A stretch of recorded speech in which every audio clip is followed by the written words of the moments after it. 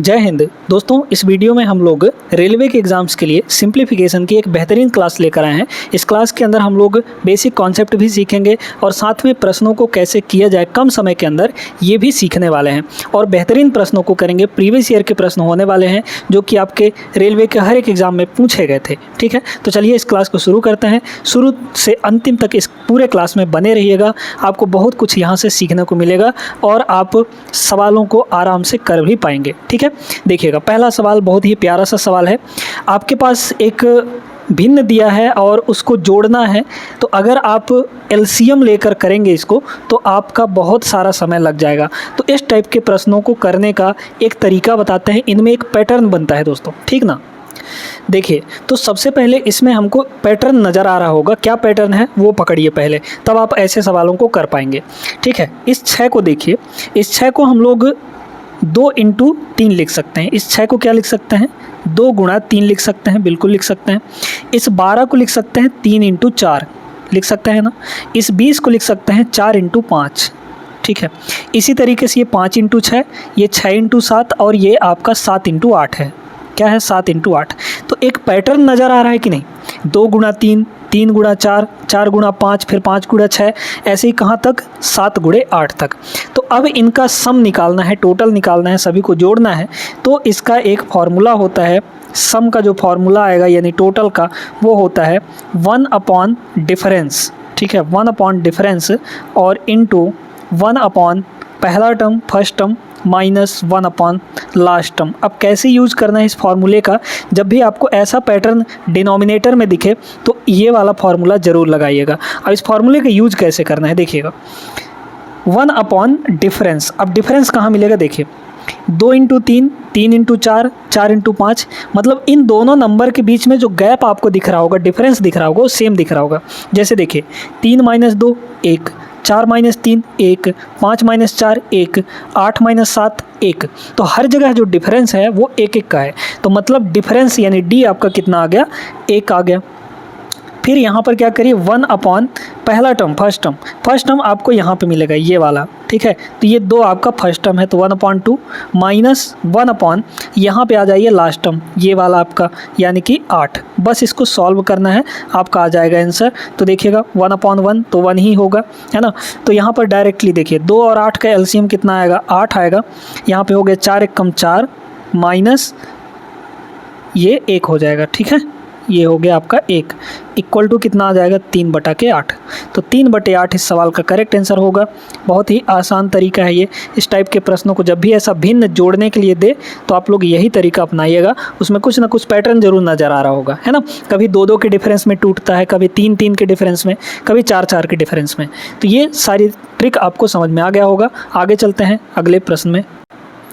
देखिए दोस्तों, इस टाइप का सवाल आपके हर एक कॉम्पिटिटिव एग्जाम्स में पूछे जाते हैं, जहां पर आपको सर्वसमीकाओं का प्रयोग करके सवाल को लगाना होता है। डायरेक्टली इसको सॉल्व करेंगे तो आपका बहुत सारा समय निकलेगा। ठीक है, यहाँ पर क्या है, 0.540, 0.540, ये दोनों नंबर सेम है।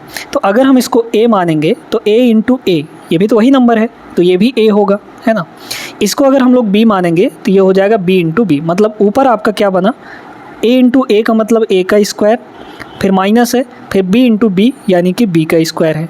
तो ऊपर हमारा हुआ a square minus b square. नीचे देखिए, नीचे आप डायरेक्टली घटा सकते हैं, है ना।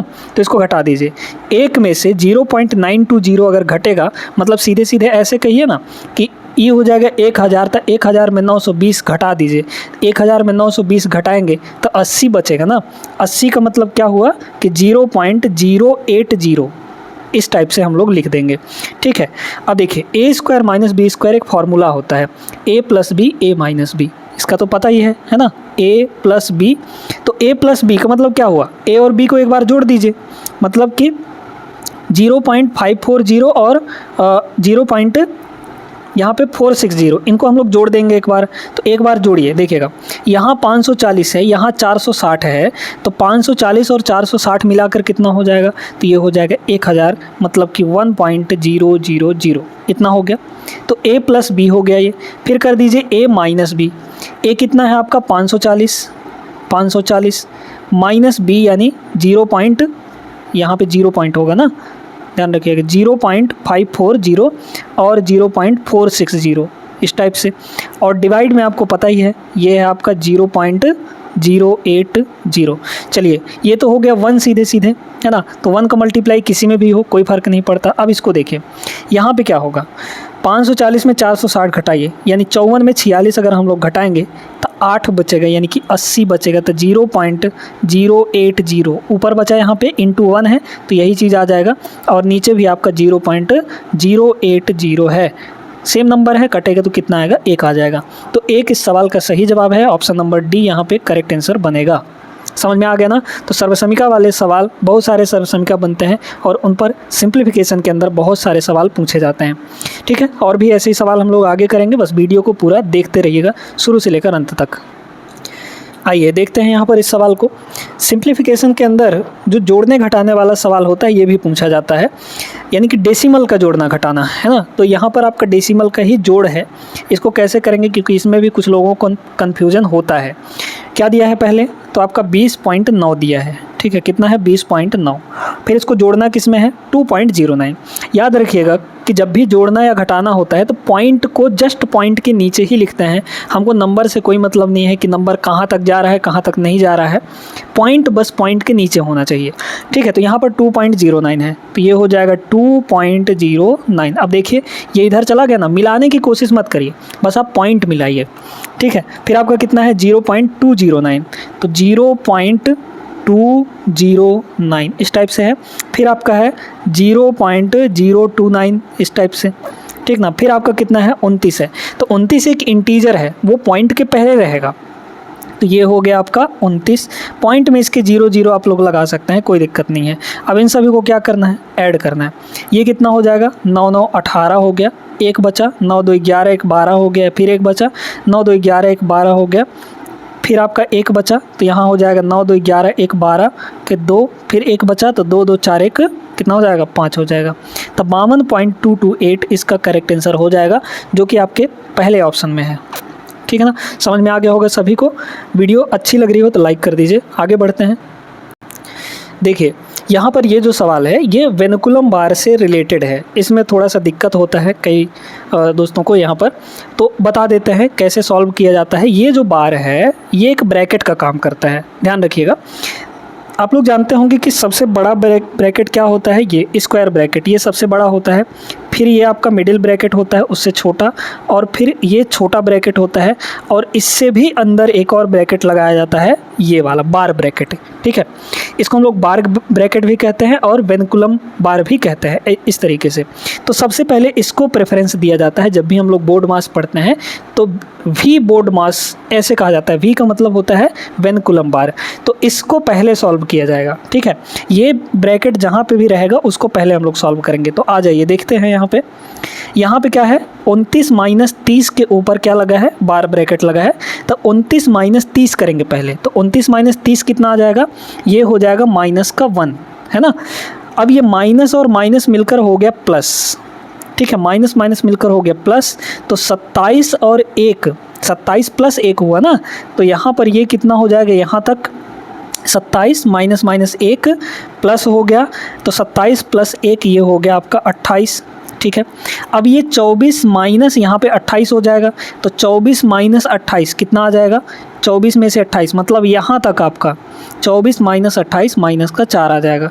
अब यहाँ पे भी माइनस है, तो ये माइनस और ये माइनस मिलकर कितना हो गया, प्लस, तो 23 और प्लस 4, मतलब यहाँ तक कितना हो गया, ये 23 प्लस 4 यानी कि 27 हो गया।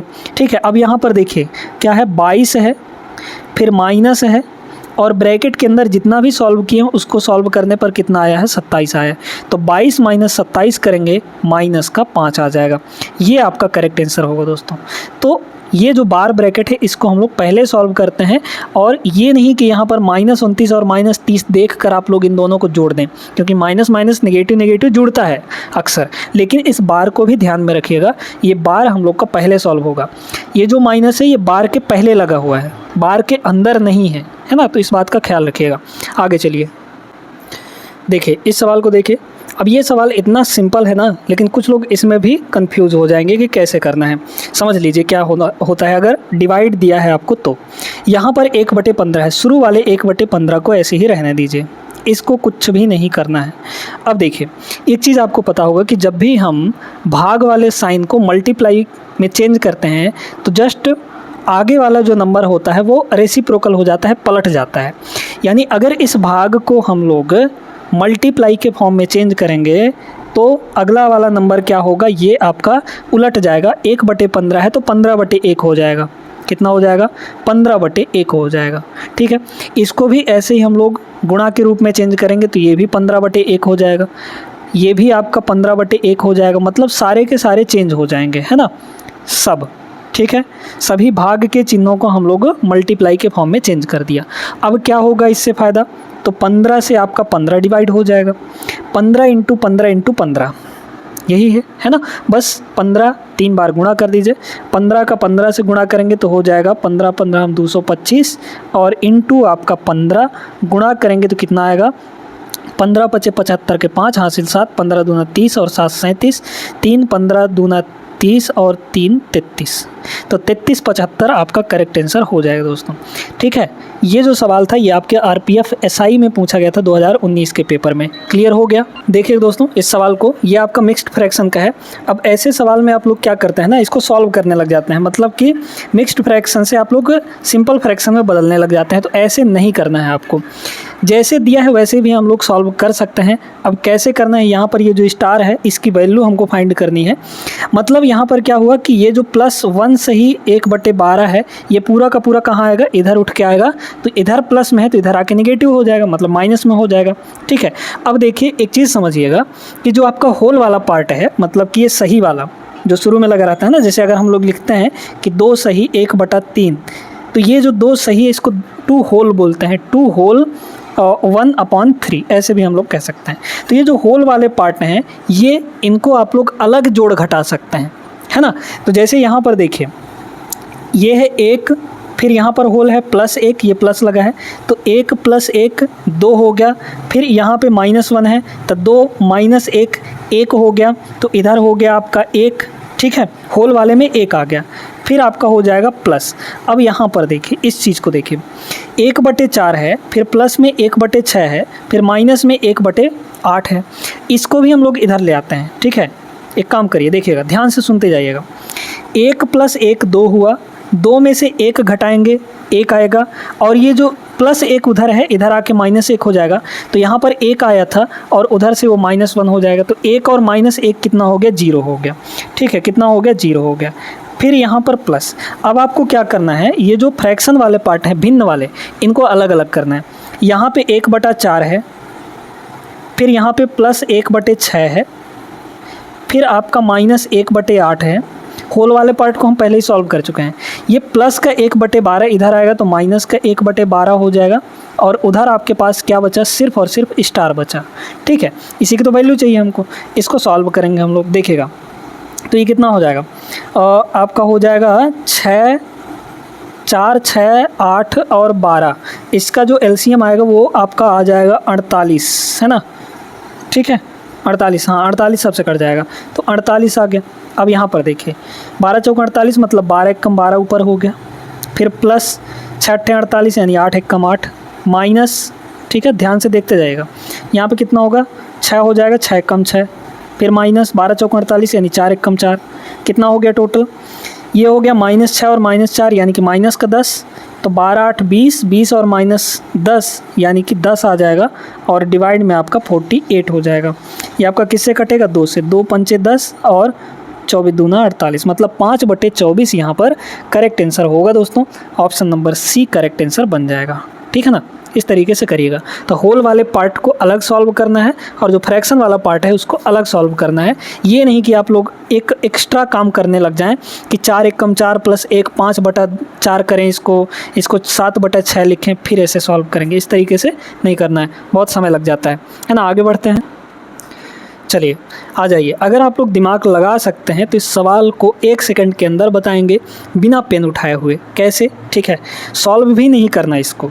यहाँ पे क्या है, 1 - 1/4, फिर यहाँ पे होगा 1 - 2/4, फिर होगा 1 माइनस 3/4, एक सीरीज चल रहा है ना, फिर होगा 1 माइनस 4/4, फिर 1 माइनस 5/4, 1 माइनस 6/4। थोड़ा सा यहाँ पे दिमाग लगाइए कि बीच में कहीं ना कहीं यहाँ पे आपका आएगा 1 माइनस 4/4 आएगा कि नहीं, 1 माइनस 4/4 आएगा, है ना, क्योंकि 1 2 फिर 3 फिर 4 ऐसे करते चला जा रहा है ये सीरीज़। अब इसको अगर हम लोग सॉल्व करेंगे तो वो ये होगा 1 माइनस 4/4 का मतलब 1, तो 1 माइनस 1 आपका कितना हो जाएगा, 0, यानी कि यहाँ पर कहीं पर आपका 0 आ गया और ये सारे के सारे मल्टीप्लाई में हैं। तो जब 0 के साथ कितने भी नंबर कुछ भी मल्टीप्लाई हो ले वो आता तो 0 ही ना है। तो इसमें क्या दिमाग लगाना था, बस आपको ये समझना था कि बीच में कहीं ना कहीं 1 माइनस 4/4 आएगा और उसकी वैल्यू 0 होगी और 0 से सभी का मल्टीप्लाई करेंगे तो आपका आंसर कितना बन जाएगा, 0। तो डी ऑप्शन यहाँ पर आपका करेक्ट आंसर बन जाएगा दोस्तों, 0 इसका करेक्ट आंसर हुआ। तो आपको दिमाग लगाना भी सीखिए, ये नहीं कि तुरंत सवाल देखे तो आप लोग सवाल को सॉल्व करने लग जाएँ, पेन चलाने लग जाएँ, थोड़ा सा सोचिए उसको, है ना, कहाँ पर क्या चीज़ें सॉर्ट कर सकते हैं हम लोग। क्लियर हो गया ना। तो आज की क्लास आप लोग को कैसी लगी ज़रूर कमेंट करके बताइएगा। इस क्लास में हम लोग इंपॉर्टेंट क्वेश्चंस किए हैं, इनके लिए तरीका भी बताए हैं आपको और बेहतरीन तरीके से आपको समझ में भी आ गया होगा। मिलते हैं हम लोग अगले क्लास में ऐसे ही, और इस वीडियो को लाइक कर दीजिए, चैनल को सब्सक्राइब कर लीजिए पहली बार अगर चैनल पर आए हैं तो। मिलेंगे अगले क्लास में, तब तक के लिए जय हिंद।